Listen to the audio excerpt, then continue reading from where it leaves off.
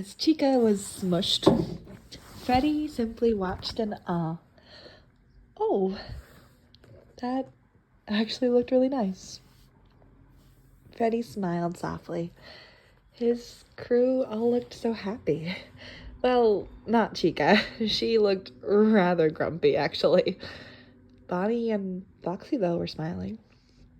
The two boys nuzzled into the angry chicken. Chica was not about this, especially since her wings were smushed to her sides, so she couldn't even hug the boys back.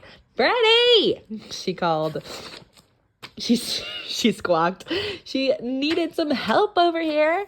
Freddy giggled. "Oop, duty called, duty calls." Okay, he chuckled. He lifted his paws up in surrender. No more Chica cuddles. His paws patted the air. "Leave her be," Freddy commanded, gently. Foxy gave Chica a quick squeeze before letting her go. He sat beside her, and he found that he actually really liked sitting next to her. Hugging her also felt really nice.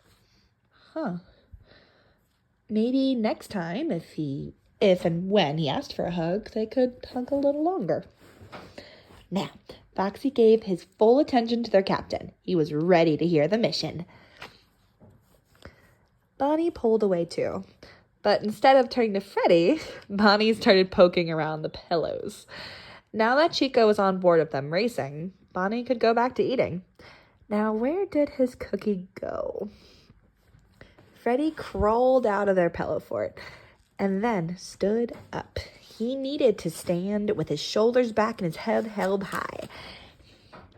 He really wanted to be a good leader for his team, and he knew doing that at least would help him. Standing up tall and making sure he could see everybody. That's what Goldie always said was good for a leader.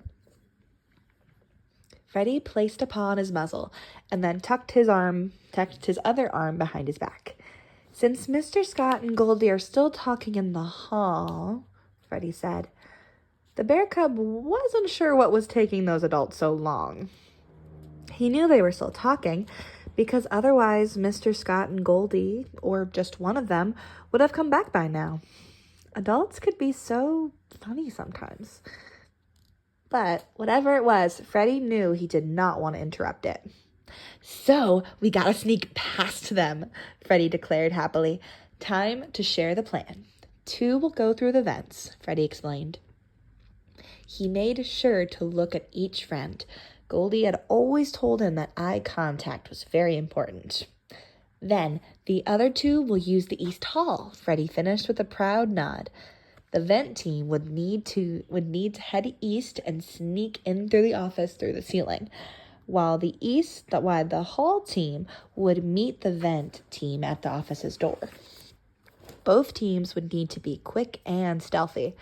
This was gonna be so cool. Chica thought over the plan. Okay. It did actually seem pretty cool. She stumbled out of her beanbag fort. Her wings spun around to balance herself. Once she was settled, she shrugged her wings. Why not? She agreed. She could go for an adventure. The teams did make more sense now, especially since Mr. Scott may not like them exploring his office without him with them. They were going to be careful, though, so it should be just fine. Bonnie was deep in thought. Which route would be more fun to go on? The vents or the hall? Well, that scary feeling is the answer to that. "No vents for me, please," Bonnie huffed. No more vents for him, hopefully for a very, very long time. Hey, my lovely cupcakes. Hope you guys can see me okay. Sorry, I'm on vacation, so we're doing this on the road.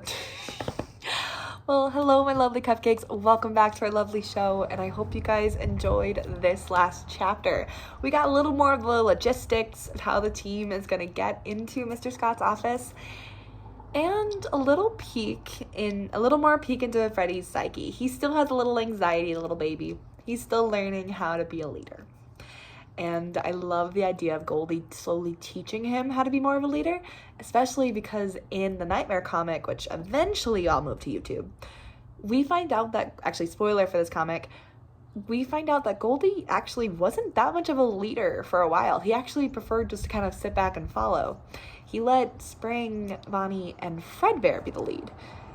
So a lot of the stuff that he's learning, that Goldie is now teaching to Freddy, is actually what Goldie saw Fredbear do.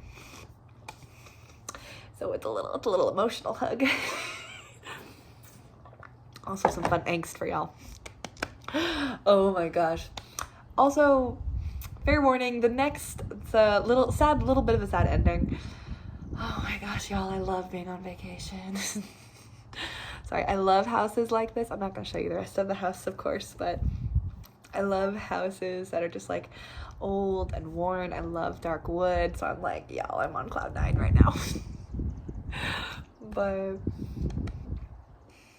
sorry, I'm just really happy right now. Things have been really good, and I want to tell you guys more about the comic. I'm just losing train of thought.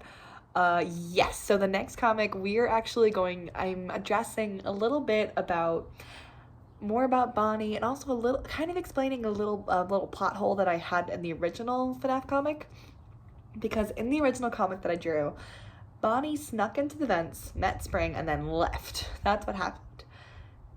The plot hole to that is, why didn't Bonnie just go back into the vents to get Spring out? That's a little plot hole that I made for myself. The next chapter, I kind of address it, kind of talk about it. My main headcanon is I don't think Spring can fit outside of these vents yet. That's at least my headcanon of it. At least not yet, because the vents haven't expanded. And the vents leading directly to his room have been sealed off. So even if Bonnie did go back into the vents, he wouldn't be able to access Spring, since all of the vents in his area have been sealed. So that's that main headcanon.